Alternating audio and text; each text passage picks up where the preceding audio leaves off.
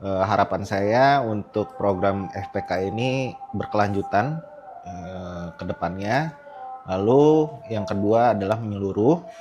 Jadi bagi teman-teman yang belum merasakan atau belum mendapatkan fasilitasi pemajuan kebudayaan, mereka dapat berkesempatan untuk mengikuti program tersebut seperti. Jadi memang harapannya hampir semua 95% mengharapkan satu kawasan area, rest area yang bisa berinteraksi dengan masyarakat langsung dari dalam maupun luar ya gitu. Jadi ada teori dari Van Pearson gitu, dia bilang bahwa kebudayaan itu bukan titik tamat gitu kan. Tapi dia sebuah proses evolutif gitu kan, yang harus selaras dengan perkembangan zaman gitu.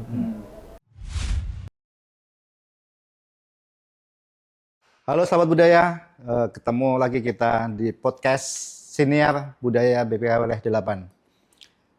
Tempat kita untuk menggali cerita, menggali pengetahuan, dan menggali kembali kekayaan budaya yang hidup di sekitar kita.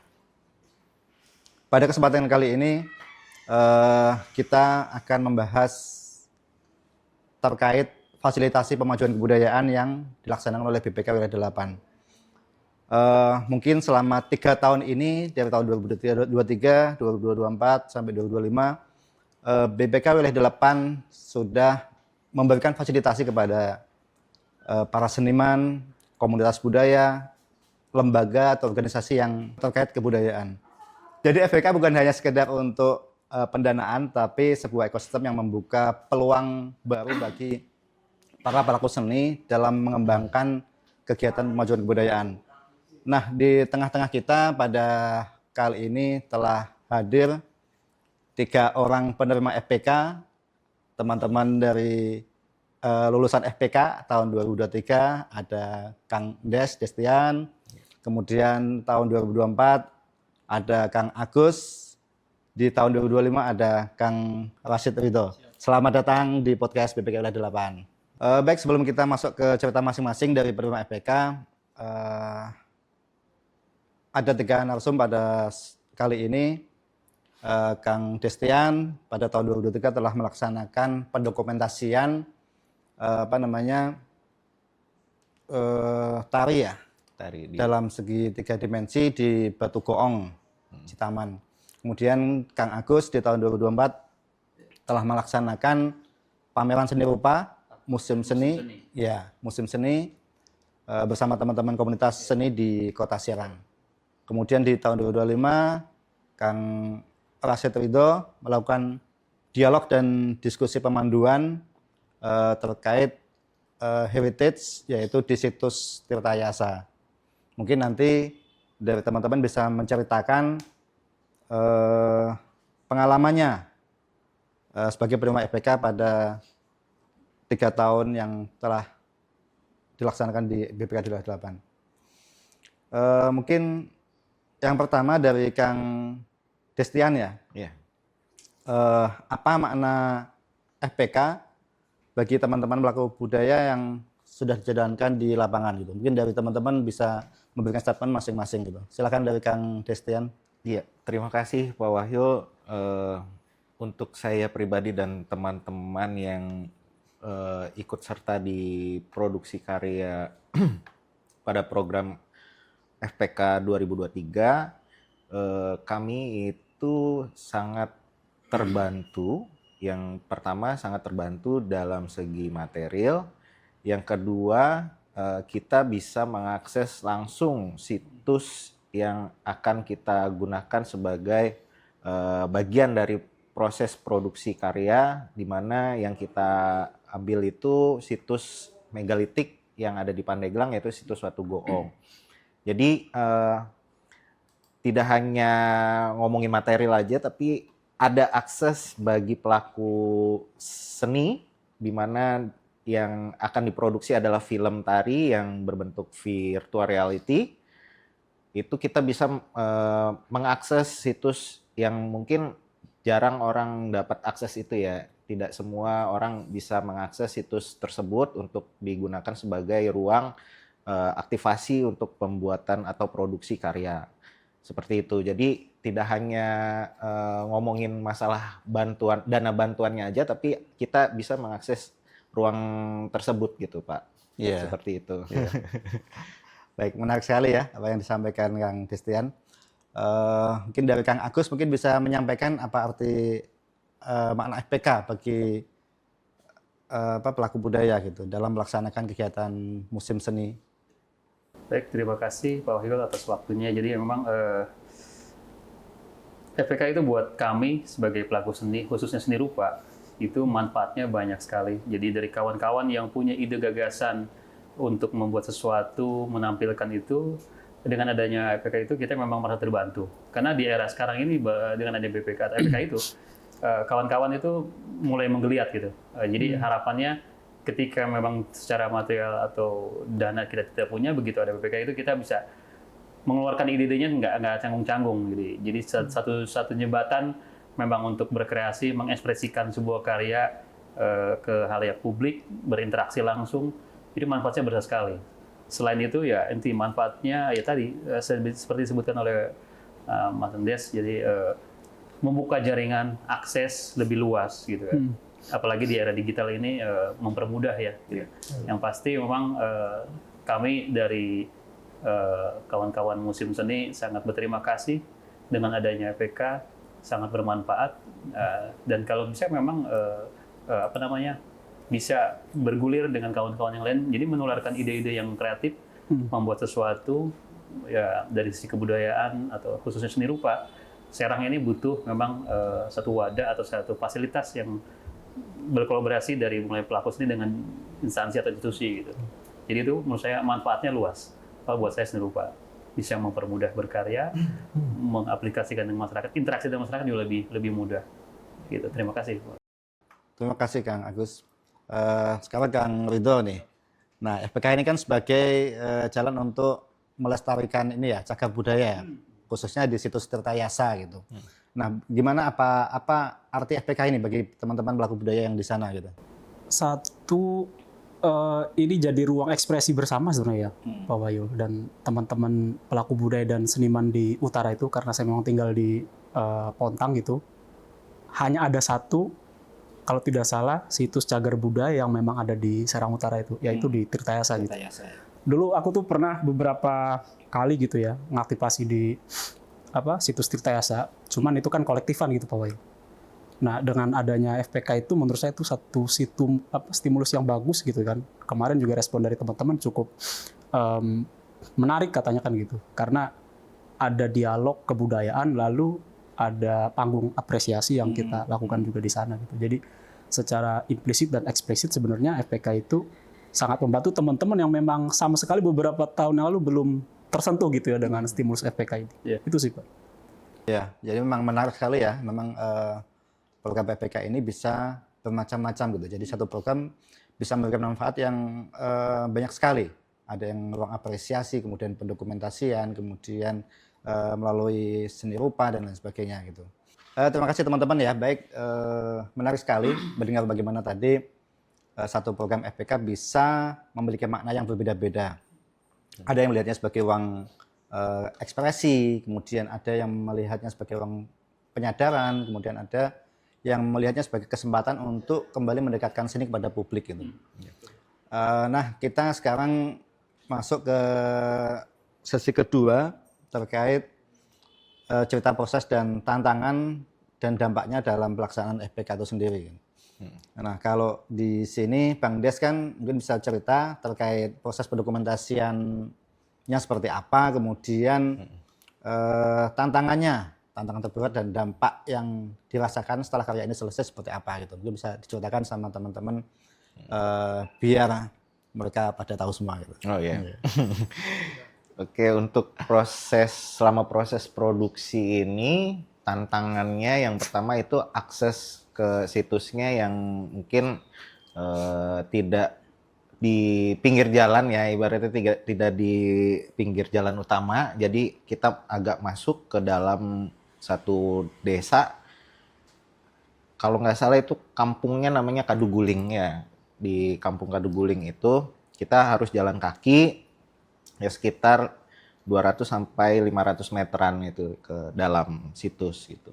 Terus yang kedua karena peralatan yang dibawa itu cukup banyak ya Pak ya. Jadi itu tantangannya di situ sih gitu. Kita harus bawa tim atau kru yang banyak gitu untuk membawa alat ke situs. Terus yang ketiga itu karena cuaca di sana kebetulan lagi musim hujan. Nah itu kita nyari karena waktu produksi itu selama 3 hari, jadi kita bisa kita atur jadwalnya kayak misalkan tag harusnya pagi jadi siang gitu karena cuacanya lagi nggak bagus waktu itu. Nah itu tantangannya di situ. Jadi yang pertama akses, yang kedua itu alat produksi yang harus dibawa, terus yang ketiga itu cuaca yang lagi ekstrim yang pada saat itu ya di bulan Oktober tahun lalu ya 2023 itu ya Pak, kayak gitu. Nah, untuk dampaknya tersendiri yang pasti kita karena tempat produksi atau situs ini berdekatan dengan warung dan rumah warga, jadi kita memanfaatkan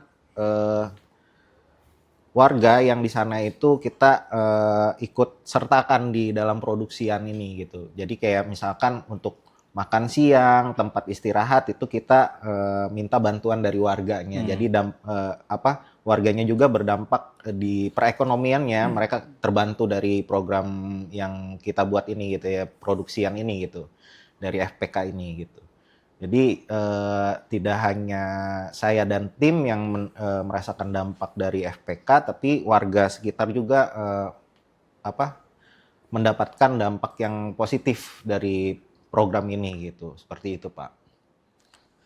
Nah ini kan terkait pendokumentasian kan memang itu hal yang bagus mungkin ya karena dokumentasi kan dari ini ya dari proses melawat ingatan gitu ya ketika kita menjalankan misalkan tari-tarian di situ kemudian kita dokumentasikan. Nah setelah jadi, nah ini bagaimana respon para seniman ketika sudah melihat arsip yang sudah dilakukan pendokumentasian itu gitu, ketika sudah dipublikasikan, respon teman-teman gimana gitu, para pelaku seni maupun masyarakat yang lain?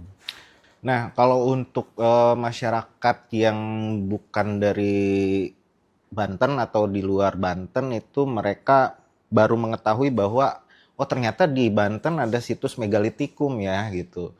Jadi pengetahuan-pengetahuan yang terkait situs megalitik yang ada di Banten itu akhirnya terbuka karena dari publikasi karya itu Pak. Jadi banyak teman-teman seniman atau masyarakat itu tidak tahu menahu masalah situs megalitik, apalagi situs prasejarah megalitik itu jarang sekali mengetahui gitu. Akhirnya ya dari publikasi karya ini mereka akhirnya tahu oh ternyata di Banten itu ada situs megalitik ya, Batu Goong ya.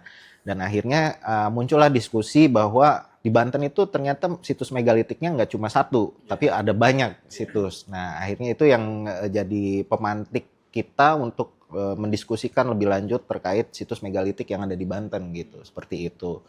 Dan kayaknya itu aja Pak, cukup itu aja. Kayaknya masih banyak tapi enggak deh, itu aja cukup. Iya, itu aja deh cukup.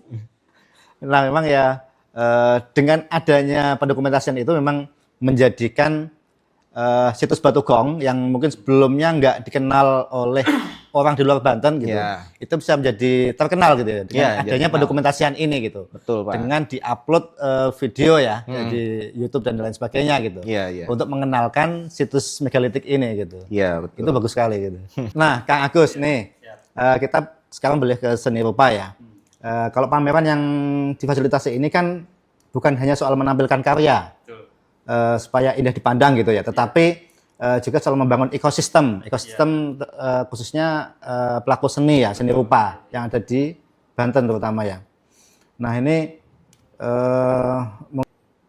bisa diceritakan apa gagasan yang ada di balik pameran yang Kang Agus lakukan pada waktu FPK ini gitu.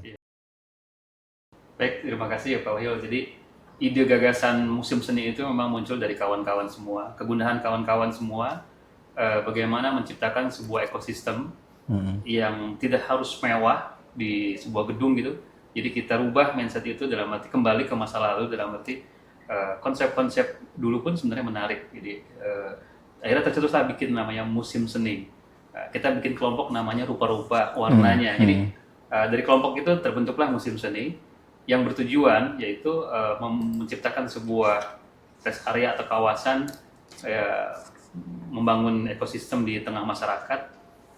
Prosesnya memang nggak mudah, tapi itulah perjalanan kita sebagai pelaku seni harus memang terus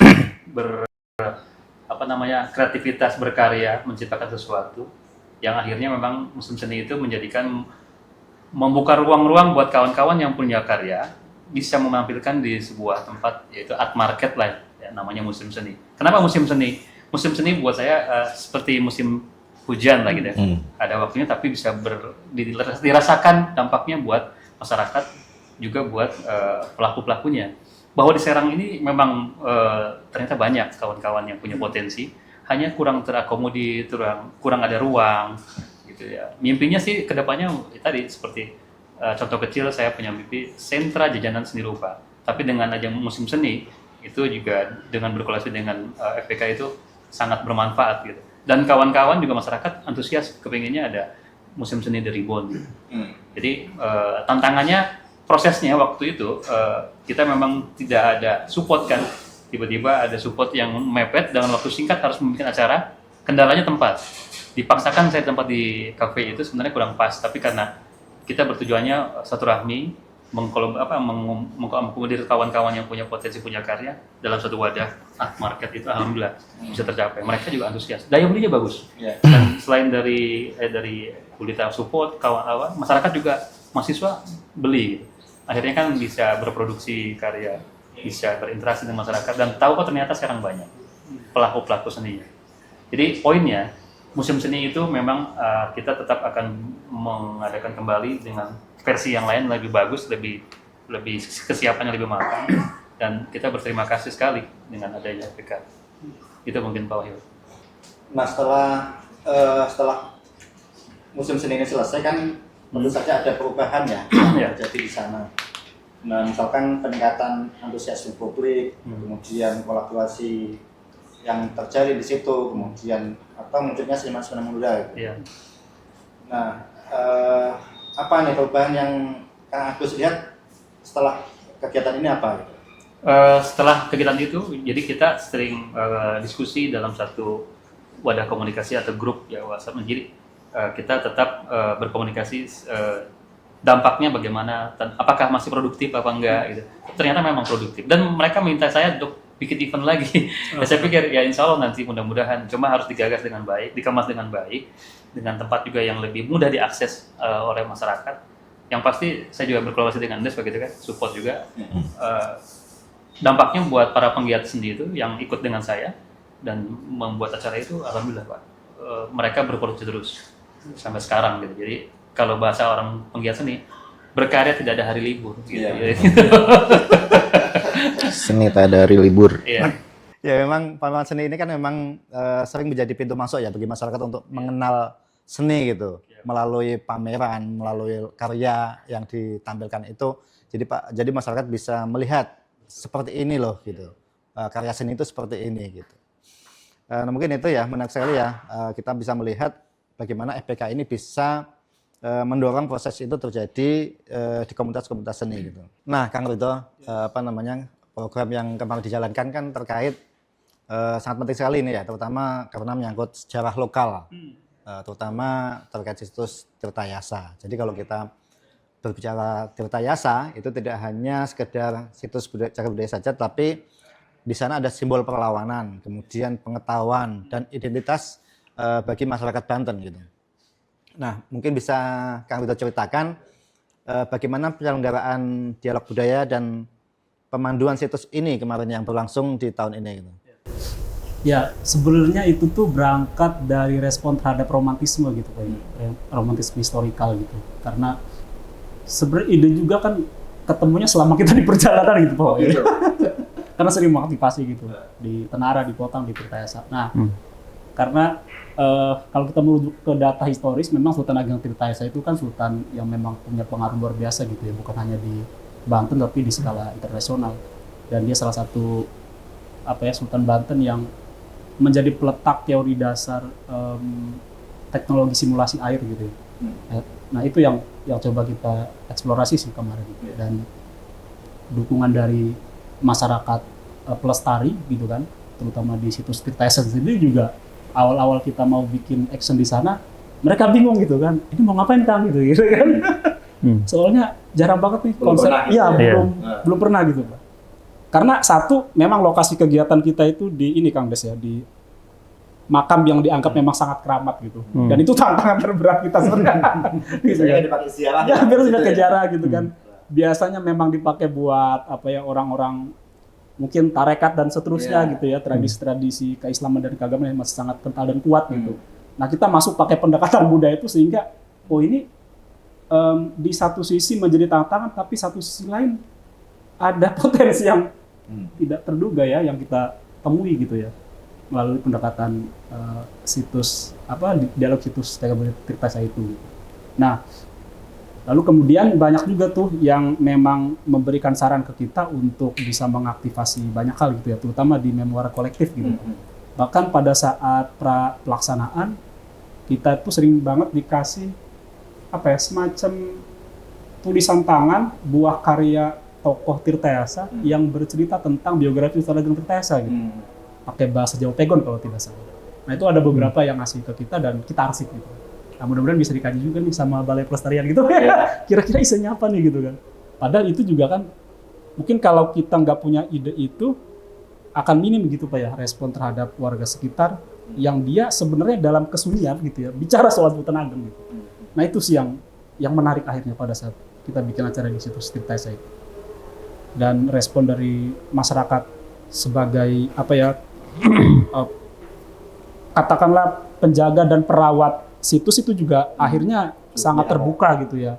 Oh ini kegiatannya memang dikemas dengan cara yang memang berbeda karena mereka mungkin sudah menganggap bahwa situs Tirtayasa itu sangat sinkretis gitu kan, sangat kramatis gitu. Begitu kita masuk dengan pendekatan teman-teman sini itu kayaknya memang ya perlu ada follow up di kemudian hari gitu. Gitu sih kalau. Iya. Ini memang benar sekali gitu karena memang metode yang Kang Rido bawakan gitu kan memang berbeda ya. Jadi biasanya kan kalau kita belajar kan di kelas itu praktikal gitu. Nah, ini kan peserta langsung dibawa langsung menjelajah gitu. Iya, menjelajah. Nah, itu. Nah, itu kemarin berapa peserta yang terlibat di sana dan dari mana saja? Nah, ini yang menarik nih. Dari pada saat kita posting flyer gitu, ternyata responnya itu bukan hanya dari wilayah di titik kegiatan kita Pak ya, tapi ada dari teman-teman Tangerang gitu kan. Kebetulan mereka juga ngirim delegasi peserta gitu. Dan beberapa sekolah-sekolah yang memang di luar dari Kabupaten Serang gitu ya. Dan memang konsep yang kita pakai tuh semacam bikin susur situs Tirtayasa gitu ya. Ada beberapa kode CB gitu ya, atau mungkin juga CB yang baru kita tahu kemarin itu karena memang di-guide juga oleh petugas BPK gitu ya. Ada namanya Gunung Sewu kalau nggak salah gitu. Nah itu saya juga baru dengar gitu Pak ya. Gunung Sewu ada di sekitaran situs Tirtayasa, tetapi secara bentuk memang cukup memprihatinkan gitu ya. Tinggal bongkahan batu batanya aja gitu. Tapi dengan ekspedisi yang kita bikin, lalu pelibatan dengan unsur masyarakat dan pelajar gitu, nah itu momennya tuh sangat-sangat menarik lah gitu kan buat kita yang memang baru pertama kalinya mengaktifasi di situs Tirtayasa gitu. Termasuk juga padahal sih kita ada agenda yang lain itu untuk mempelajari paper base atau naskah-naskah penting yang ada di interior museum ya. Karena pada saat itu memang lagi ada foto koleksi museum, jadi kegiatan kita agak terhambat. Tapi let's say secara keseluruhan udah keren gitu. Yeah.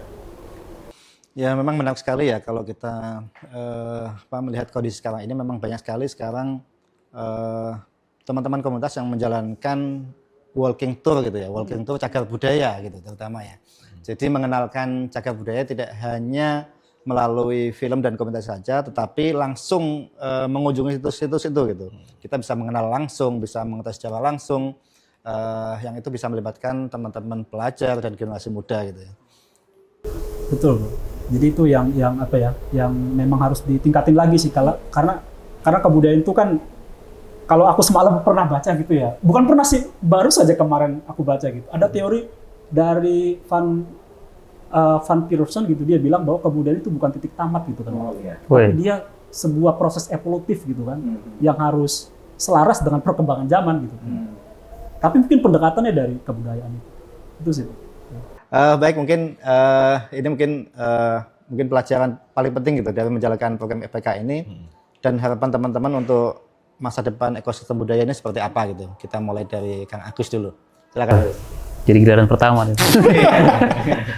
Jadi kalau harapan ya dari kegiatan yang setelah dibantu FPK itu, jadi kita berkeinginan berkelanjutan ya, dan memang jangka panjang gitu. Maksudnya ada satu dari musim seni ini terbentuk satu rest area ya, tadi seperti pasar seni lah, art market ya. Sekarang ini lagi trending banget ya gitu. Karena di beberapa komunitas pun memang art market, di luar negeri pun art market itu memang menyentuh masyarakat langsung gitu. Di tengah ekonomi yang memang berat sekarang ini, memang kita harus kejar bola, nggak bisa tunggu bola, dan inovasi itu penting. Mempertahankan pelanggan lama pun kita harus dengan inovasi. Itu kalau di barometer pemikiran saya sebagai pelaku seni. Ditambah juga kita memang bertanggung jawab dengan karya-karya kita, dengan produksi kita. Jadi memang harapannya hampir semua 95% mengharapkan satu kawasan area, rest area, yang bisa berinteraksi dengan masyarakat langsung dari dalam maupun luar ya gitu. Jadi biar karya-karya itu bisa dilihat langsung. Kalau misalkan mencari karya atau souvenir itu nggak susah gitu. Kalau di Jogja, Pekalongan sudah ada, Serang harus sudah punya gitu. Jadi kawasan sentra jajanan seni rupa lah gitu modelnya gitu. Itu yang diharapkan kawan-kawan semua gitu. Jadi seperti misalkan kalau dibentuk di Banten pun itu udah dari mana-mana datang kan. Ya, tapi memang nggak mudah ya, prosesnya butuh waktu, bagaimana desainnya, konsepnya. Jadi sampai sekarang pun Ancol Pasar Seni masih bertahan. Ada lagi di Pasar Baru yang sentral lukisan karikatur gitu juga ada. Jadi kalau dalam pikiran saya, satu memudahkan baik dinas atau apa melihat produk yang memang dicari, terus yang produktif kelihatan, yang tidak kelihatan, untuk diajak berkembang itu bisa melihat langsung gitu, baik masyarakat juga instansi atau pihak-pihak yang memang membutuhkan produk-produk seni. Yang pasti harapannya kita memang berharap ada satu kawasan sentra yang bisa memajang karya, berinteraksi. Dari situ mulailah penguatan karya-karya yang lebih bagus, karena ada pendapatan yang memang bisa langsung terjual barangnya. Gitu Pak Wahyu. Terima kasih Kang Agus. Mungkin itu tadi ya, bisa harapannya FPK ini bisa berlanjut gitu ya ke depannya gitu. Kemudian untuk Kang Des, gimana untuk harapan masa depannya terkait pelaksanaan program FPK yang sudah dilaksanakan gitu? Ya, saya sepakat dengan Om Agus terkait berkelanjutan. Yang pertama ya mungkin harapan saya untuk program FPK ini berkelanjutan ke depannya. Lalu yang kedua adalah menyeluruh.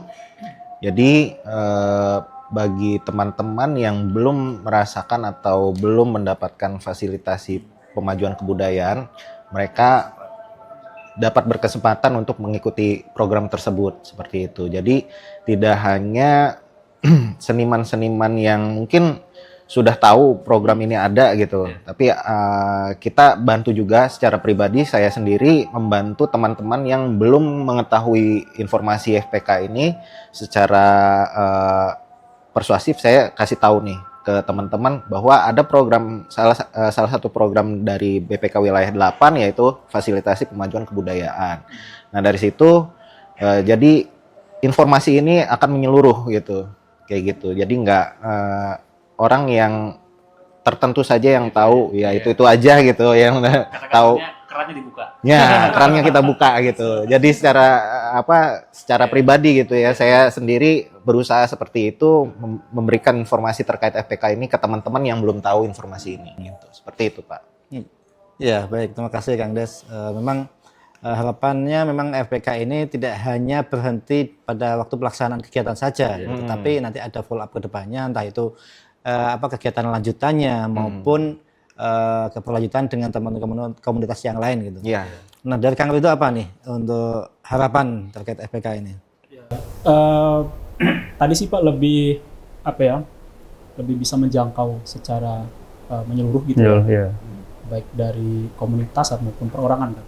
Karena pengalaman saya menerima FPK itu ternyata teman-teman di tempat saya juga banyak bertanya gitu kan. Oh ternyata ya fasilitasi bidang kebudayaan kayak gitu. Dan mereka sebenarnya kan secara personal memang cukup tekun lah gitu ya, bergerak dan berkegiatan di kesenian dan kebudayaan.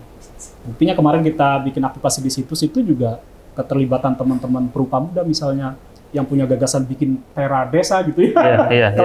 Kalau di kota tera kota gitu ya. Iya. Iya, karena kalau kita lihat di situs Tirtesa juga kan ya mungkin perlu ada sentuhan desain terakota gitu yang perlu memitrakan dengan siapapun gitu ya, untuk kemudian bisa bisa menemukan satu bentuk ruang ekspresi budaya bersama sebenarnya gitu. Itu sih Pak. Jadi destinasi wisata idealnya larinya. Iya. Nah itu sih mungkin Muatan. produk turunan kebudayaan yang kita lakukan di sana juga bisa bisa bertitik tolak dari lokalitas itu kan, karena sistem jaringan irigasi air tinggal Sutargeng Tirta itu juga jadi semacam knowledge gitu kan. Gimana tuh caranya supaya itu bisa terlawat gitu ya, lalu kemudian bisa dipahami secara lebih mendalam untuk semua kalangan soal teorinya soal pengetahuannya itu. Itu sih.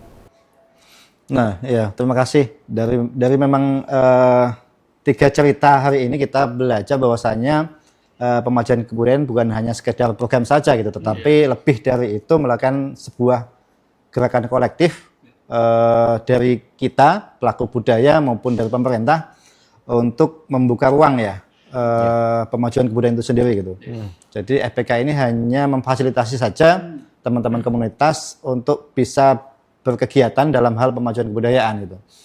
Mungkin hanya stimulus bagian kecil saja gitu. Harapannya memang teman-teman pelaku budaya, komunitas, seniman bisa membuka ruang-ruang tersendiri untuk melakukan pemajuan kebudayaan itu ya. Baik, terima kasih teman-teman Sobat Budaya yang telah mendengarkan siniar BPK Wilayah 8. Pada kali ini saya ucapkan terima kasih juga pada Kang Agus, Kang Des, Kang Ridho yang sudah meluangkan waktunya untuk bercerita tentang pengalamannya dalam pelaksanaan FPK tahun 2023, 2024, dan 2005. Semoga kedepannya kita masih bisa berkolaborasi dalam hal pemajuan kebudayaan. Amin.